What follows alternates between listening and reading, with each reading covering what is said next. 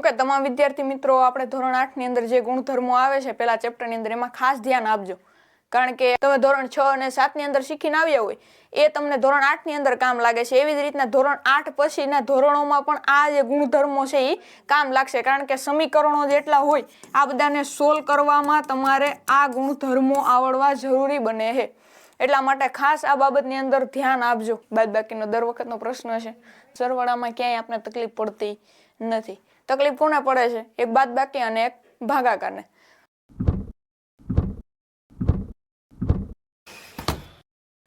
કેમ છો વિદ્યાર્થી મિત્રો? તો આજે આપણે જોવાના છીએ ધોરણ 8 ના પહેલા ચેપ્ટરનો પાર્ટ 3, કે જેમાં આપણે જોવાના છીએ જૂથનો ગુણધર્મ. ક્રમના ગુણધર્મ અને સંવૃત્તાના ગુણધર્મ જોયા બાદ હવે આપણે કયો જોવાનો છે? જૂથનો ગુણધર્મ. જોઈએ જૂથનો ગુણધર્મ કહેવાય કોને? સમજજો, કોઈ પણ 3 સંખ્યા પૈકી એમાંથી 2 સંખ્યાઓનું આપણે જૂથ બનાવવાનું. આ જૂથ સાથે ગાણિતિક પ્રક્રિયા કર્યા બાદ કોઈ પણ ત્રીજી સંખ્યા છે આની સાથે ગાણિતિક પ્રક્રિયા કરવાની. જો જવાબ સરખો આવે છે તો જૂથનો ગુણધર્મ ધરાવે છે, બાકી ધરાવતો નથી. ઓકે, એક્ઝામ્પલ દ્વારા સમજવાની ટ્રાય કરજો. જો વ્યાખ્યામાં ન સમજ પડી હોય તો 3 + 5 + 2 3 સંખ્યા છે. ઓકે, હવે શું કરવાનું? તો કે આપણે એનું ગ્રુપ બનાવવાનું, જૂથ બનાવવાનું. કોઈ પણ 2 સંખ્યાનું પહેલા ગ્રુપ બનાવું છું, તો આ પહેલી અને બીજી સંખ્યાનું મેં જૂથ બનાવ્યું. હવે એક બાબત કઈ યાદ રાખવાની, બ્રેકેટમાં હોય એનું આપણે શું કરવાનું? તો કે સાદુરૂપ આપવાનું. તો 5 ને 3 કેટલા થાય? તો કે 8 થાય. તો 8 પછી આ જે ત્રીજી સંખ્યા છે આની સાથે ગાણિતિક પ્રક્રિયા કરવાની. ગાણિતિક એટલે સરવાળા, બાદબાકી, ગુણાકાર અને ભાગાકાર, એમાંથી કરવાનું. હવે 8 ને 2 કેટલા થાય? ઓકે, તો કે 10 થાય. હવે આવી જ પ્રક્રિયા છે આપણે કોઈ ત્રીજી સંખ્યા સાથે કરવાની. એટલે જેમ અહીંયા કેમ આ 2 સંખ્યાનું ગ્રુપ બનાવ્યું એવી રીતના આ 2 નું ગ્રુપ બનાવવાનું. જોઈએ 3 + 5 + 2.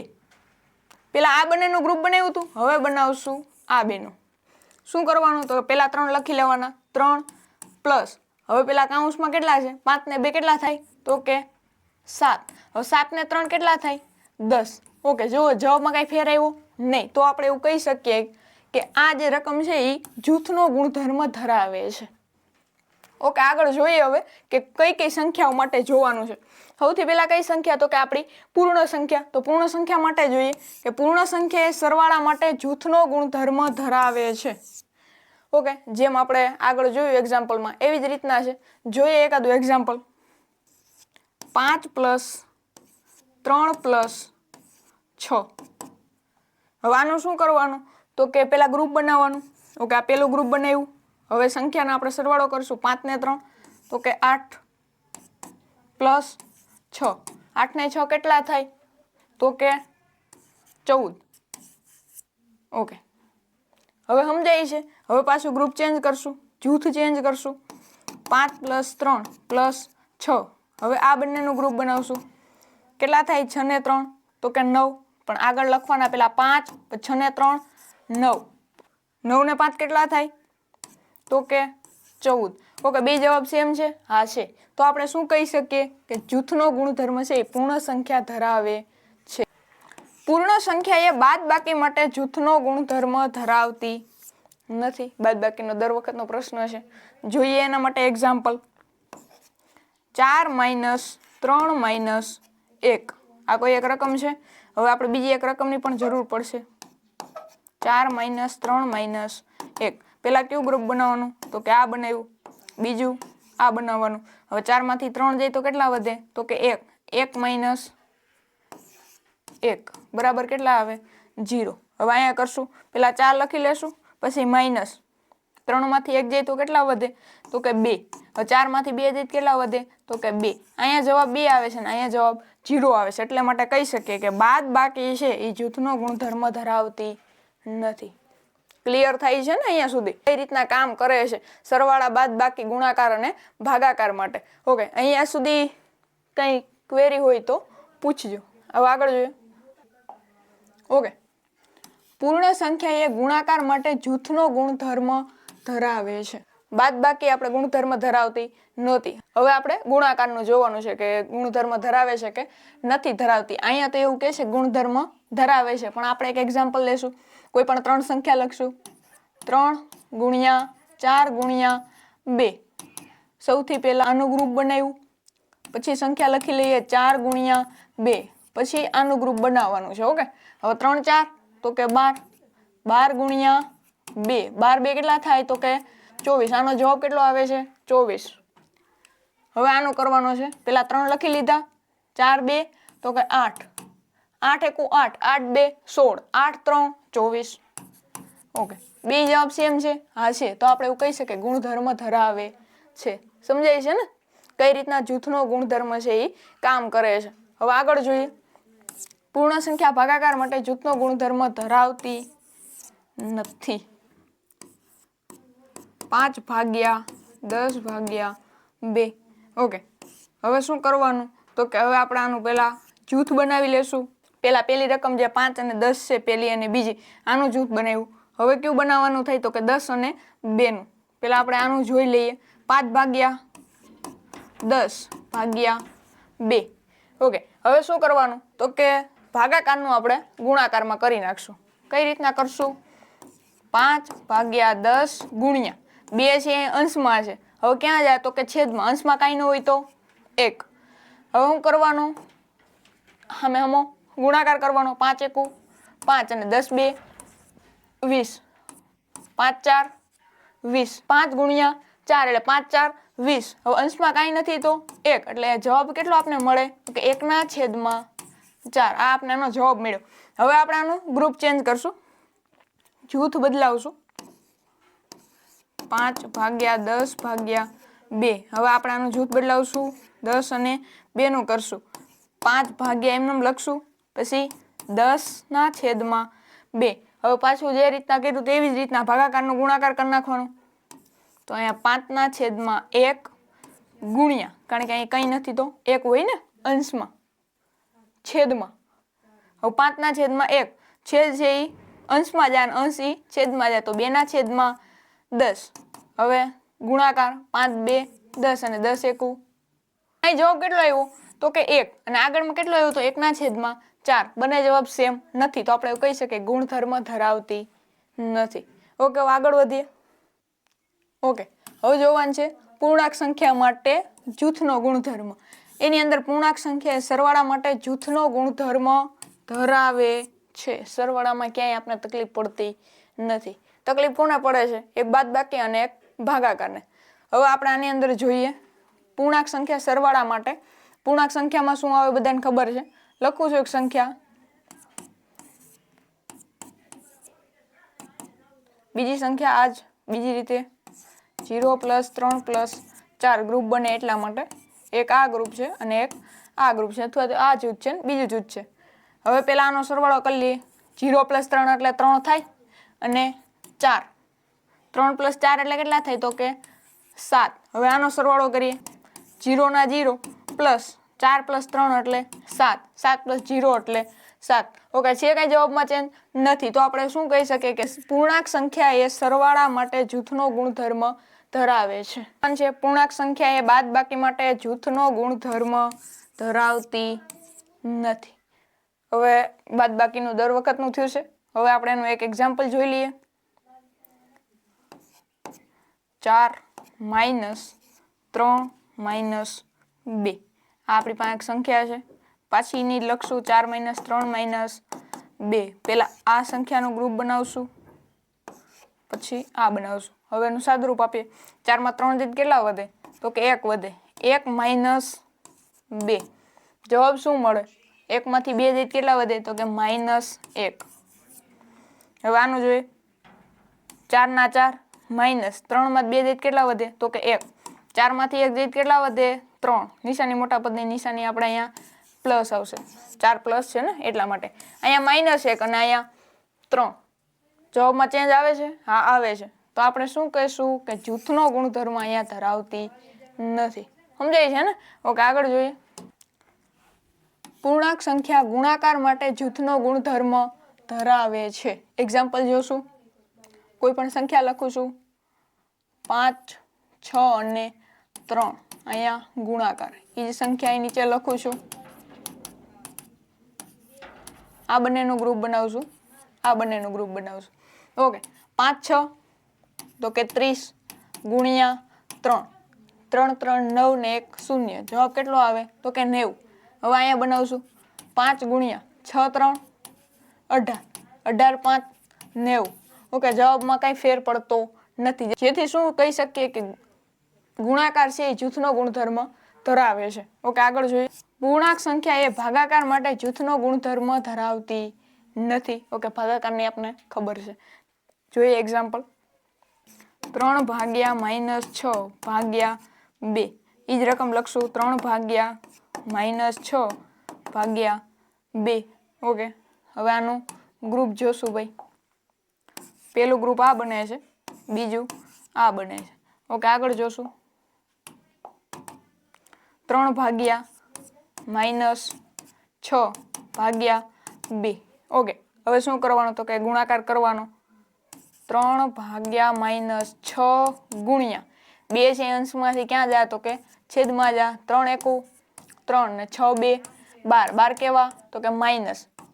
હવે 3 4 12 થાય તો 1 ના છેદમાં -4. આ શું મળ્યો? પેલી જે આપણે ગ્રુપ બનાવ્યું હતું પેલું, એનો જવાબ મળ્યો. હવે આપણે બીજું ગ્રુપ જોઈએ. 3 ભાગ્યા -6 ભાગ્યા 2, કઈ રીતના લખશું તો કે 3 ભાગ્યા -6 ના છેદમાં 2.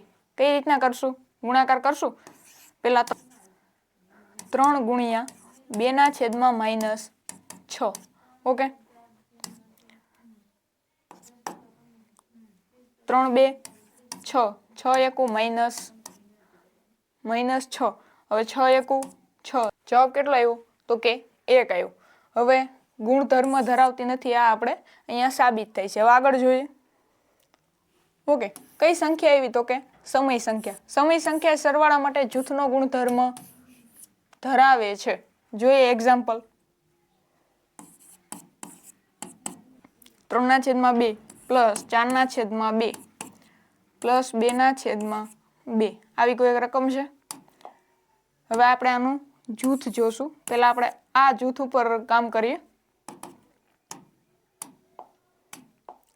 3/2 સમછેદી અપૂર્ણાંક છે, તો નીચે છેદમાં શું લખી 2 પ્લસ 4, 4 ને 3 7, 7/2. હવે એની અંદર પ્લસ 2/2, 7 પ્લસ 2/2, 7 ને 2 કેટલા થાય તો કે 9, 9/2. આ આપણે પેલી રકમ જે આપણે પેલું જૂથ બનાવ્યું હતું એ મળ્યું છે. હવે આપણે આનું જૂથ છે એ ચેન્જ કરીને કરશું. અહીંયા કરું છું. 3/2 પ્લસ 4/2 પ્લસ 2/2. જૂથ પેલા ચેન્જ કરશું.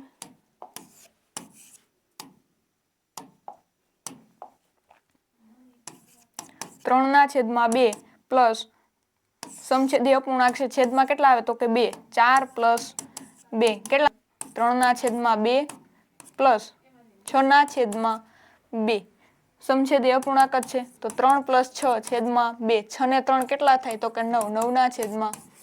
આપણે જવાબ સેમ મળ્યો, તો આપણે શું કહી શકીએ કે ગુણધર્મ ધરાવે છે. ઓકે, સમજાય છે. આગળ જોઈએ. સમય સંખ્યા એ બાદબાકી માટે જૂથનો ગુણધર્મ ધરાવતી નથી.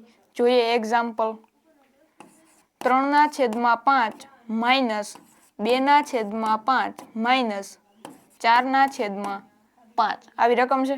હવે શું કરવાનું છે તો કે હવે આનું ગ્રુપ બનાવવાનું છે. એક ગ્રુપ આપણું આ બનશે,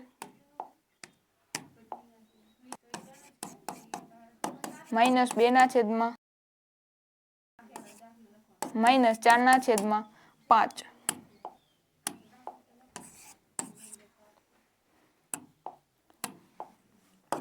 સમછેદી અપૂર્ણાંક છેદમાં 5, 3/2 દઈ તો 1, -4/5. ઓકે, સમછેદી અપૂર્ણાંક છેદમાં 5, 1માંથી 4 નો દે, જવાબ કેટલો હોય તો કે -3. 4માંથી 1 જાય તો કેટલા વધે 3, -3. જવાબ કેટલા -3/5. ઓકે, આગળ જોઈએ. 3/5 માઇનસ. ઓકે, હવે અહીંયા સમછેદી અપૂર્ણાંક છેદમાં આપણે 5 લખશું અને 2માંથી 4 નો દે જાય તો કેટલા વધે તો કે 2/5. આવી રીતના મળે છે, પણ 2 છે એ કેવા આવશે તો કે માઇનસ, કારણ કે અહીંયા નિશાની મોટા પદની. Okay, 5 minus minus plus 2/5. શું જવાબમાં આવે આપણે તો કે 3 ને 2 5, 5/5. શું મળે જવાબ 1. ઓકે, 2 જવાબ સેમ છે તો કે નહીં, નથી. આથી શું કહી શકે કે જૂથનો ગુણધર્મ ધરાવતી નથી. સમય સંખ્યા એ ગુણાકાર માટે જૂથનો ગુણધર્મ ધરાવે છે. ઓકે, જોઈએ એની અંદર.